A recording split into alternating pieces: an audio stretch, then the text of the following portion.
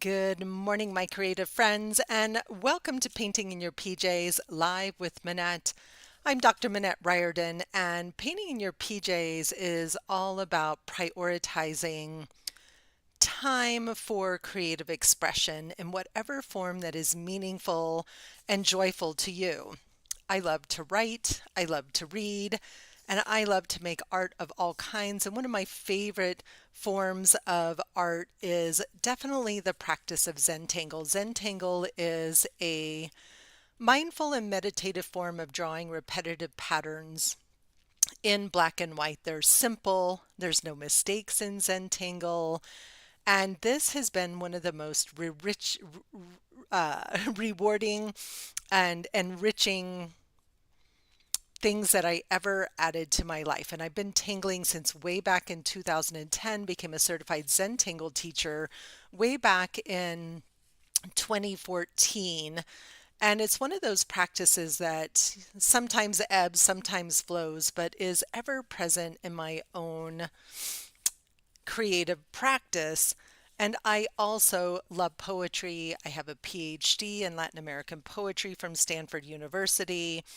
And while I don't teach poetry per se, I love to read it, I love to write it, and I'm always looking for creative ways to bring more love of words and poetry and art into my life.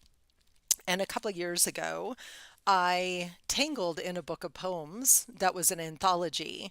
And so when Inktober Tangles came around for 2023, I thought, I want to do that again. I loved that experience of tangling and really sitting with a poem. And so I've been doing that all month long.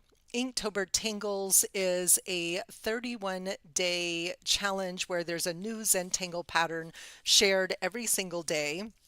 And I'm a little behind because I was traveling last week at an amazing women's conference for a fabulous organization I belong to called the Dames. And so today I'm going to be combining prompts 10, 11, and 12. Actually, 11, 12, and 13 because yesterday was 8, 9, and 10. And this is my last live for the week. And so I want to maybe work a little bit ahead. And so we're going to do, and I actually, the other thing that is that I really loved combining these. Sometimes the mono tangles are super fun where you have just one Zentangle pattern, but there's also something magical about creating these little mini compositions and seeing even how those compositions might mirror the work that I am, or the words that are being shared on the page. And I randomly flipped open the book this morning, kind of flipping through, looking for a page that had some nice spaciousness on it to add some tangle patterns. And yes, I am writing in my book. I am loving on this book. This book will last forever with my beautiful art in it. Hey, Leslie, good morning. You're up early this morning. Happy to have you here with me. And so I'm having a ton of fun tangling in this gorgeous anthology of Mary Oliver's poem Devotions. And I'm still struggling with congestion from a cold. It's very annoying. And so pardon me if I sound still a little bit froggy. And I had been looking for an excuse to treat myself to this anthology, and this Inktober Tangles opportunity seemed like the perfect reason to go buy this beautiful book. Mary Oliver is one of my favorite poets. She's now deceased, and she was a poet laureate of the United States a number of years back.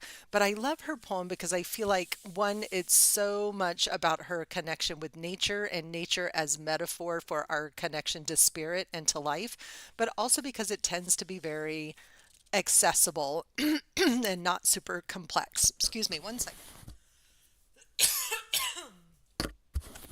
And of course, I forgot to bring a drink of water down here with me. So apologies. So this poem is On the Beach by Mary Oliver. On the beach. Oh, I'm sorry, Leslie. That's a bummer. Oh no, and laryngitis. Oh no. Well, better now than in a couple of weeks when you're headed out here to come play with me in my studio. So I have one more in-person art retreat happening the last weekend in October, and I have 2 spots left. So if there's anyone that's feeling called to come to Colorado and create a sacred tree of life, I still do have a couple of spots left. If you are brand new to painting in your PJs, be sure to hit the subscribe button and click that little bell. You'll get notified when I go live or when I add new content to the channel. And that will help me to continue to grow this channel and come on and share these lives with you as well. So let's dive right in and start our morning, maybe with a couple of deep breaths, just a pause of gratitude for the time that we have here this morning. I love this sacred hour to slow down, to read, to tangle, to just express gratitude for this beautiful book, that I could go and buy this book, for my lovely supplies, and gratitude to Mary Oliver and to the founders of Zentangle for these lovely, lovely gifts that they have brought to the world and that I feel honored and privileged to get to share with others. On the Beach with Mary Oliver, by Mary Oliver. On the beach at dawn, 4 small stones clearly hugging each other. How many kinds of love might there be in the world? And how many formations might they make? And who am I ever to imagine I could know such a marvelous business? When the sun broke, it poured willingly its light over the stones that did not move, not at all. Just as, to its always generous term, it shed its light on me, my own body that loves equally to hug another body. On the Beach by Mary Oliver. And this reminds me of the 10 years I spent living and walking the beaches of Santa Barbara, California, and the stones and the warmth of the sun willingly pouring its light on me, my own body that also loves equally to hug other bodies. Such a marvelous, marvelous poem. And I decided to combine 3 different tangle patterns like I did yesterday evening because I'm really loving creating more of a scenario than just the mono tangle, which is a single tangle. And so we're going to start actually with day 12. Let me go find my step outs here, and I'm going to come back to day 11 because this one's going to form the basis. So I have a visual in my head of where I'm going, and I'm excited to share it with each of you. All right, day 12. So this lovely, lovely pattern is called Amath or Amath. I'm not sure how it's pronounced. Amath by Mar Patricio, who is a CZT, I believe, in Spain. And this is a super, super pretty triangular pattern that works well on its own, just one little fragment of it, or also in a ribbon. So I'm going to be drawing it today in a ribbon. And I think what I want to do is, in Zentangle, we often start with a string, which is just a simple pencil line that sort of serves as our boundary for where we're going to place a pattern inside. I also love really organic tangling with no strings, but because I want this kind of ribbon flowing across the bottom of the page, I'm going to go ahead and start with this simple flow across the bottom of the page here.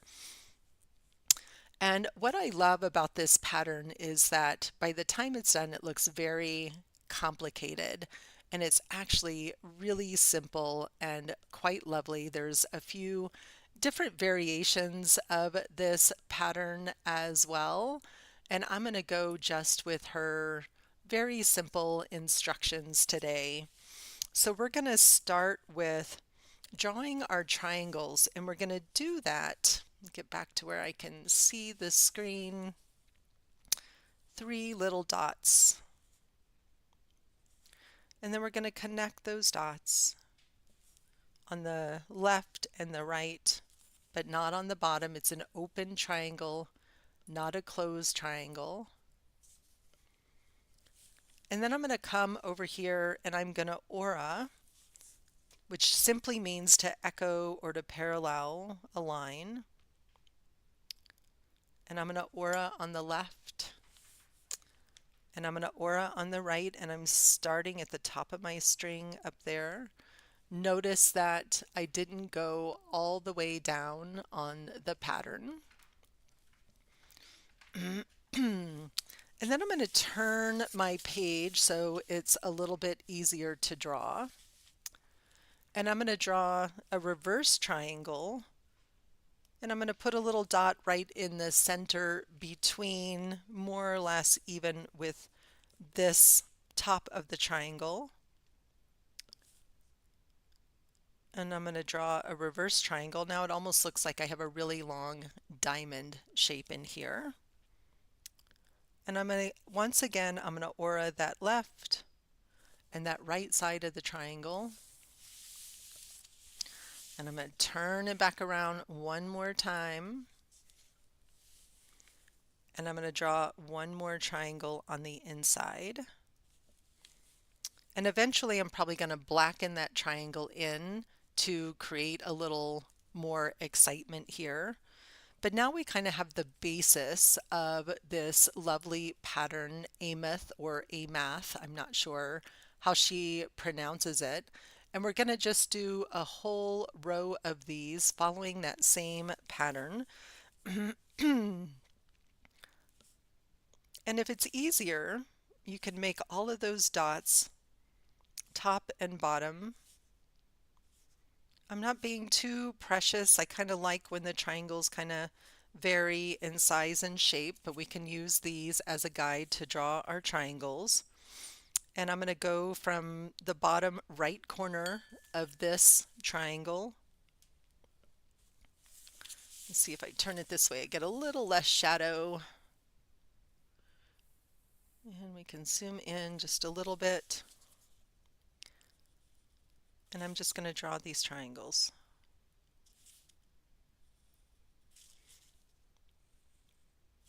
And I like them being a little wonky because I think it contributes to the sort of waving effect.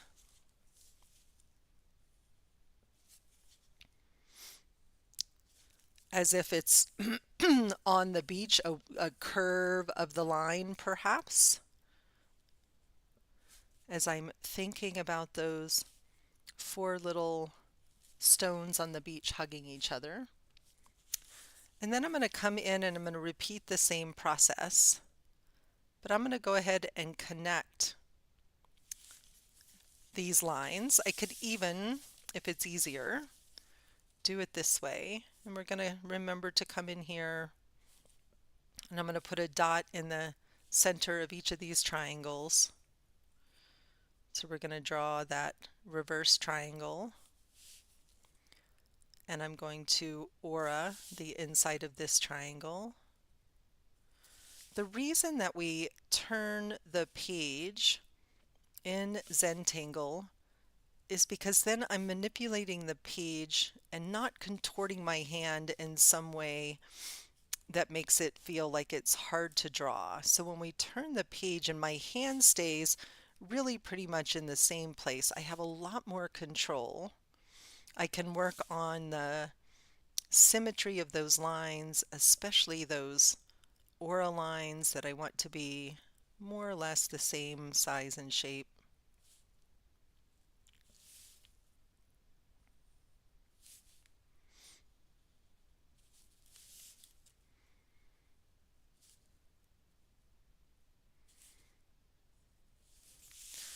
And then we're going to turn it back around.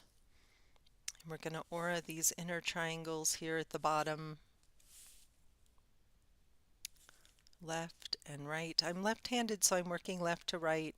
If you're right-handed and you're getting confused, just work right to left.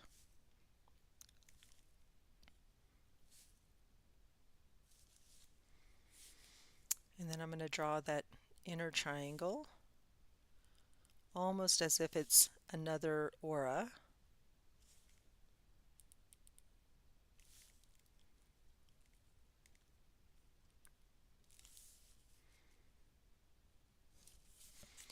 And there we have the base of the pattern Amath or Ameth by Mar Patricio.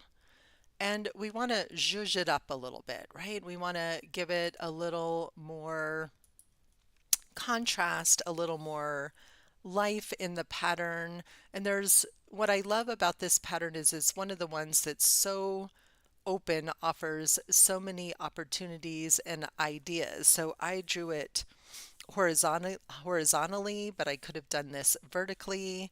But what it's missing is some contrast. So I want to come in and I'm going to take this Sakura Monotwin because it's what I have here on the table. I've got to hunt down a Micron 05, which is my preferred. And I'm going to come in and just slowly and mindfully. This is a thick pen, so I have to be really mindful. I'm going to color in what ends up looking almost like a diamond shape, kind of a funky diamond shape. And you can see the difference already by just simply adding the black at the amount of contrast that we're able to create here. Completely changes the look of the pattern.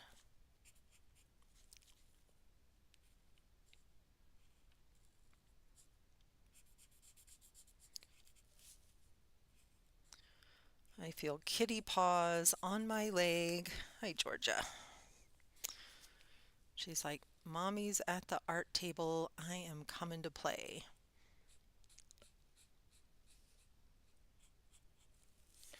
So there we have a simple and perhaps a little messy version of the pattern Amath, but remember there's no mistakes in Zentangle. And this is all going to disappear as I continue to grow this pattern.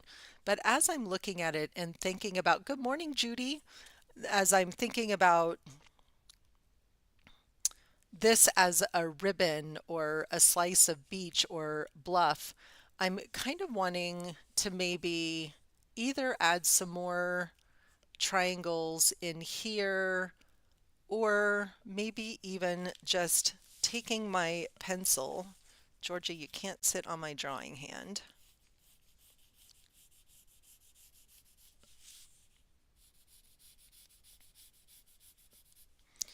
And I'm going to go ahead and shade this before I add the next pattern, just so that I can kind of see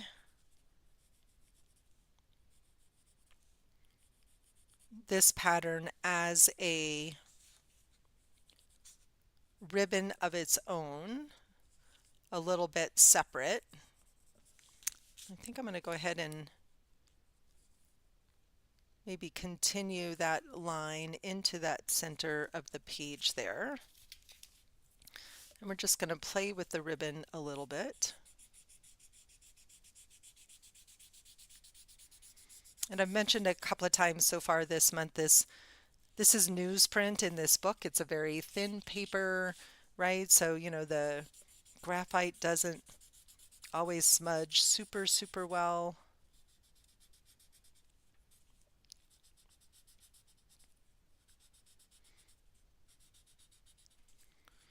And as I'm tangling, I'm thinking about the poem. I'm thinking about this idea of the sun willingly pouring its light over the stones, over me. Georgia, don't start stealing my supplies. You guys can't see her. Let's see if I can. She is literally in my lap on my table trying to steal all my pens here. So helpful. She's purring like crazy, so she's quite content. No, no stealing, no stealing pencils. She loves these little the smudge sticks. I find them all over the studio because she steals them off the table, and I wonder why I can't find any of them. It's usually because she's stolen them. And I'm liking having a little bit more depth. So just in the corners of these triangles, continuing to add a little bit of graphite.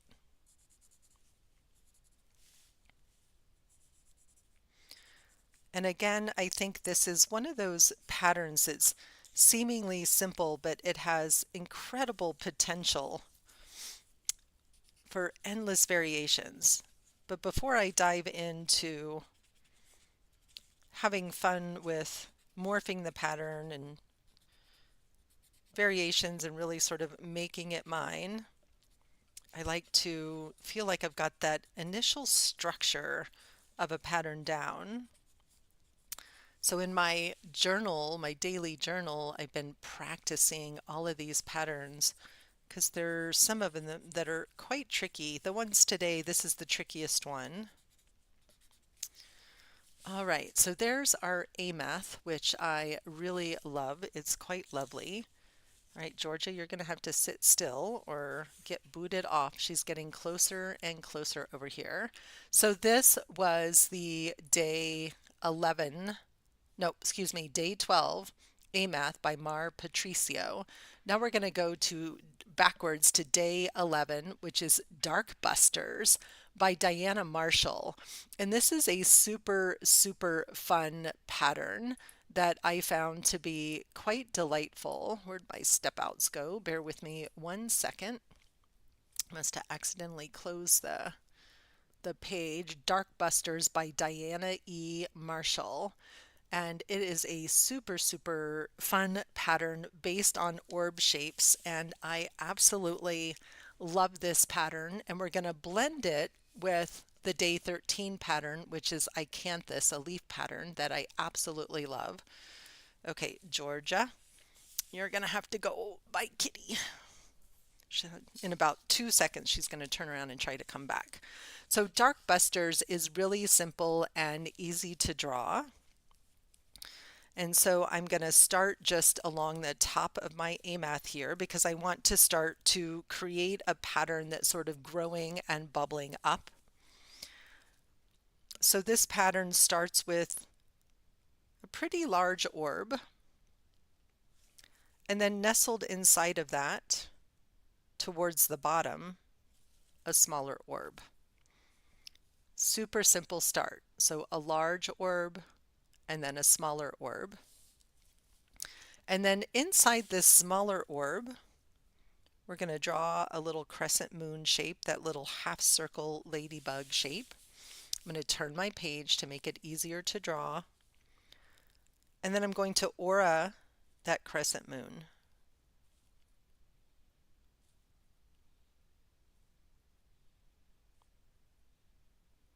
And fill that inner orb. And then I'm going to aura this orb with the lines going in the opposite direction. So I'm going to start here in the corner, and I'm going to aura that orb.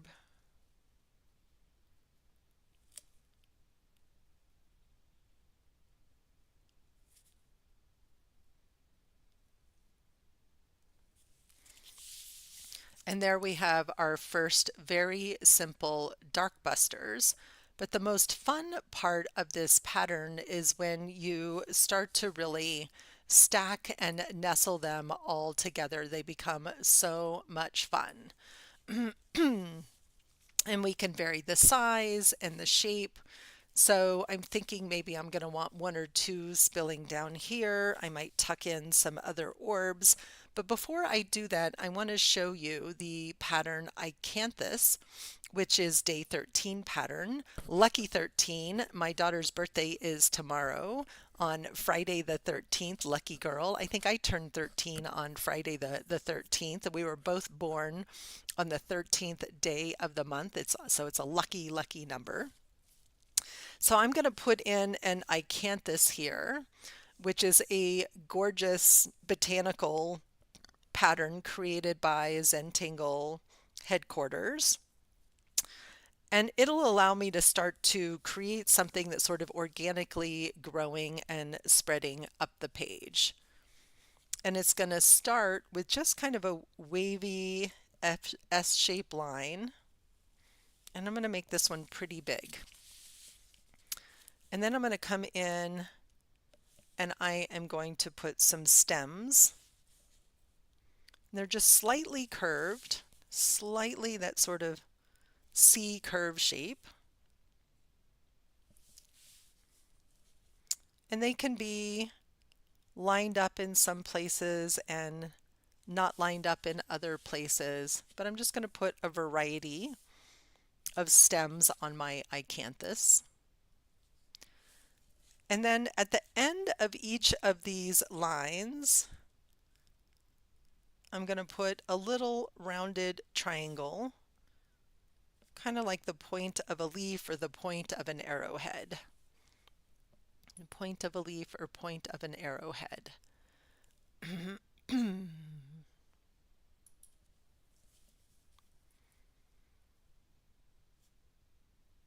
So little rounded triangle shape, not touching the stem, not right at the end. There's a little bit of space between the end and the triangle. And then at the base of each of these, I'm going to put a tiny little C shape.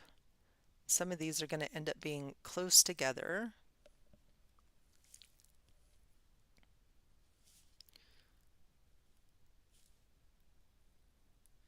And they're all sort of curved away from that leaf shape, right? They're curved away from the leaf shape.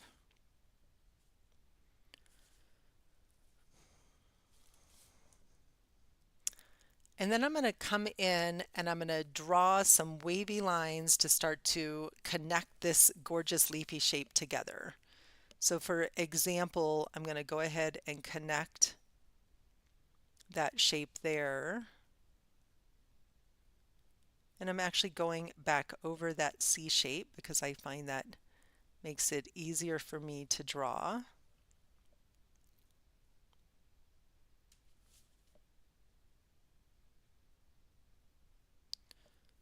And don't be particular about this, right? It's a very, when I look at it, it feels like a very pokey leaf shape. And even though the step outs have you draw that little C shape, often when I am drawing it on my own, I don't add those little C's. I just come in and add my leaf shape. And this is another pattern like the AMath that has endless variations. I can decide how curly I want these leaves to be, or maybe I want them to be straight and more fluid and flowing. I can draw this pattern bigger or smaller, but this gives us a sense of our 3 patterns for the day: AMath, Dark Busters, and Icanthus. So pretty, but we want to make this into a composition and feel like these things are all sort of playing together. And so what I'm thinking is I'm going to tuck some more of these dark busters and I'm going to vary the size of them, and I may just fill in between them with some fun little orbs. And I'm going to nestle these as if they're those stones on the beach that Mary Oliver talks about in her poem, remembering always to turn the page, trying to keep my hand out of the way.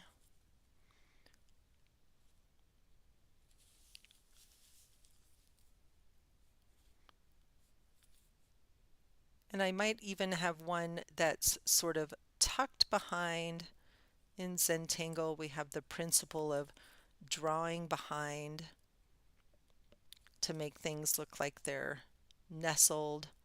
And I'm going to change the angle on this one. So you noticed I put that little crescent moon kind of floating in a different direction to give the sense that this little orb is tucked in a different, going in a different direction. So we have our pretty little dark busters happening here. We have our amath, we have our icanthus, and now I get to think about where do I want to go next. I think I want a few of these sort of just floating in the air and a couple of more icanthus behind, and maybe also a couple of them peeking out from underneath our amath ribbon here. And I don't want these to feel so disconnected either.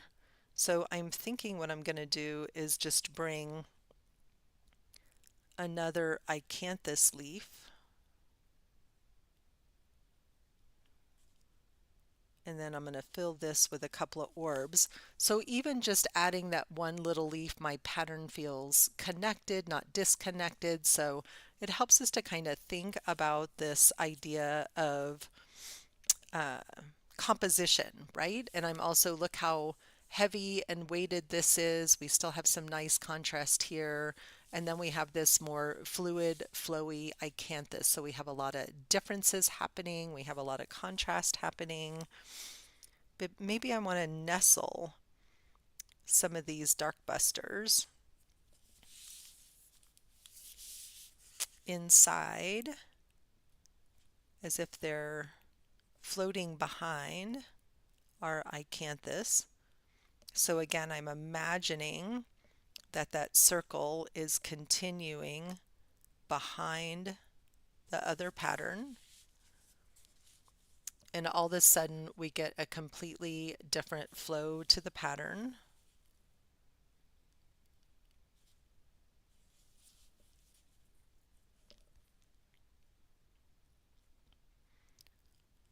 Again, changing the direction of the lines and that little crescent moon there in the center.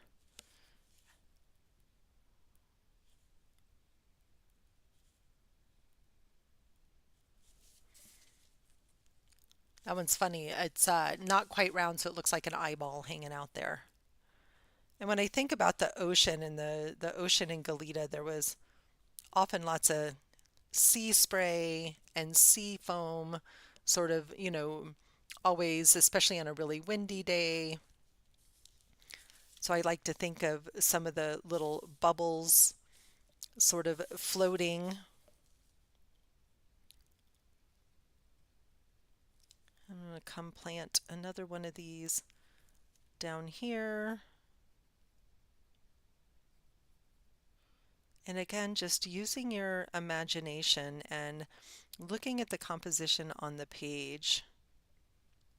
In fact, this icanthus reminds me very much of one of the most common types of seaweed that was growing off the coast of Santa Barbara that I can't remember the name of. And then I'm going to come back in with these orbs, which in this case, again, they feel like those little stones.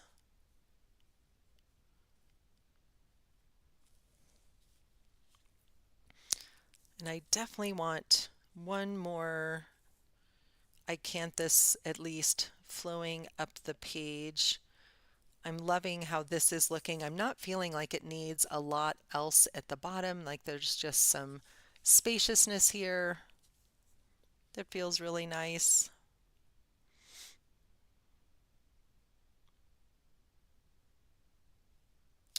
And I'm just sort of looking and trying to decide, where do I want that to go?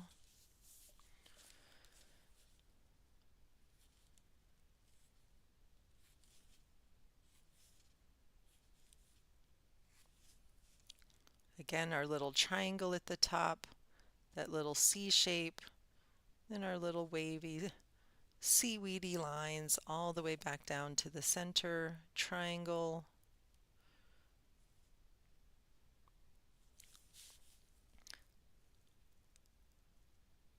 And with any Zentangle pattern, I think it's important to find your way of drawing the pattern. So if something in the step outs doesn't quite make sense, change it to something that works for you. Like that little extra C shape. Didn't quite make sense to me. Added an extra step. And I'm adding one more stem, bring these two together, fill them in a little bit more. I hadn't thought of this pattern and how much it looks like seaweed to me, but it totally does. All right, there we have a nice flowy pattern. I want one more of these on the page somewhere. So I think I'm going to tuck one up here. And this particular seaweed also, along with the stems, the one I'm thinking about, excuse me, definitely had these little balls that bloomed on it, and you could stomp on them like a balloon and they would pop, and my kids loved those. So I think I'm going to nestle one more of these dark busters up here.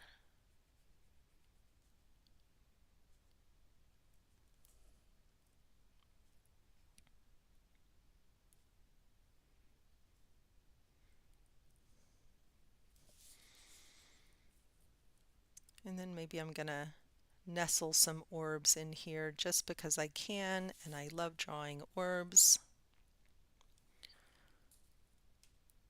And there's something about just adding these, little bits of floof, right, and decoration to your pattern that can often make things feel a little bit more complete in terms of composition.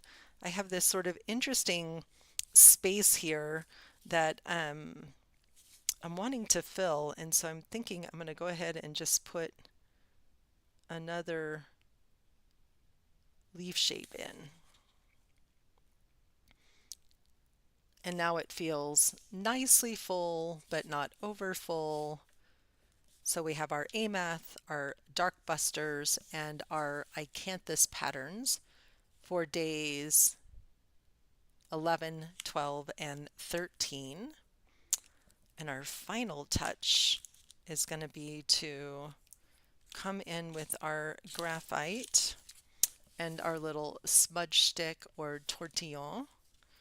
And you can buy these at any craft store or on Amazon very inexpensively. They're a great tool to have around.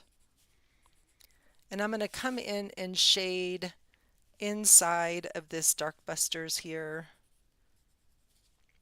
Then almost maybe they look like little clams or something, sort of little mussels all folded up inside each other on the beach.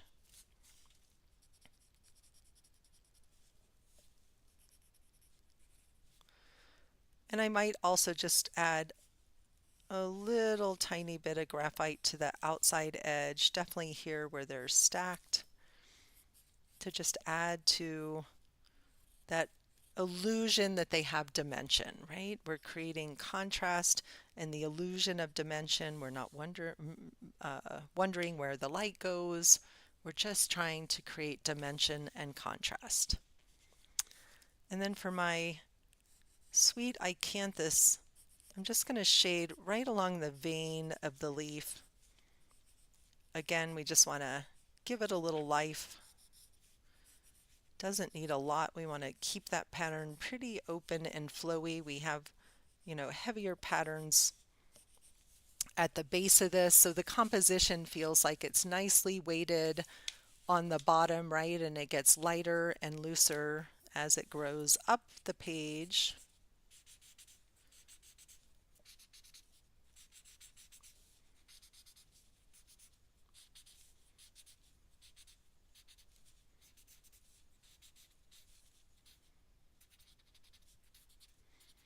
And I'm just coming in with that smudge stick and softening up the edges so there's not hard edges on that graphite. And the softer that it gets, the more it looks like a shadow, a natural shadow, and less like an unintentional line of pencil marks. And it just, for me, the shading is the part that really brings everything to life.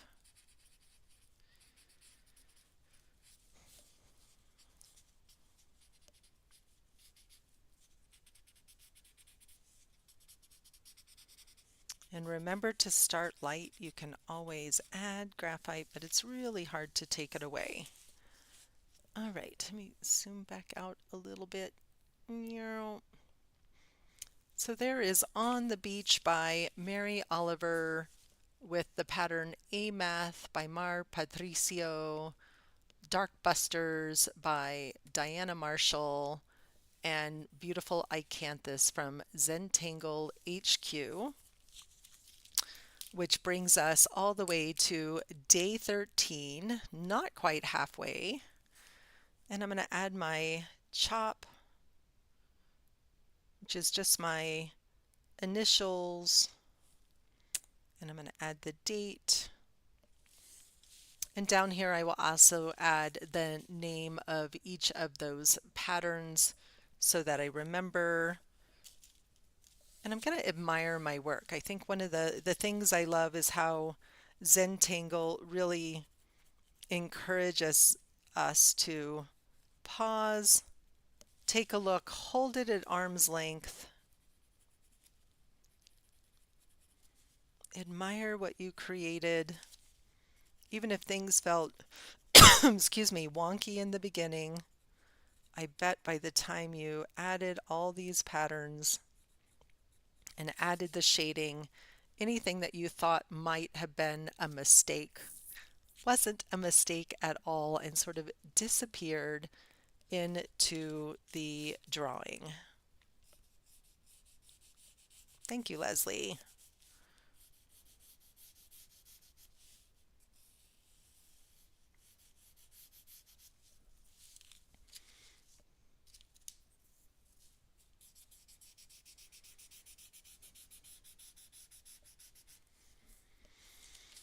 All right, my friends. Thank you so much for joining me live. Thank you for catching the replay. If you like this video, be sure to click that like button. Let other people know it's a video worth watching. Thank you for joining me for a month of poems and patterns with Mary Oliver and Inktober Tangles. I love this poem, and I'm going to carry these words. When the sun broke, it poured willingly its light over the stones that did not move at all, did not move, not at all, just as, to its always generous term, it shed its light on me. May the sun shed its light on me and on you and on all of us today. Have a beautiful rest of your day, and I will be back live next Tuesday at 7 a.m. Mountain Time. But over the next few days, I'll be keeping up with my tangling and doing some recorded videos. And who knows, I might pop on live every once in a while, but it will be definitely random. So enjoy, enjoy, enjoy. As always, thank you. I have nothing but gratitude for each of you that make the time to watch. I'll see you all soon. Bye bye.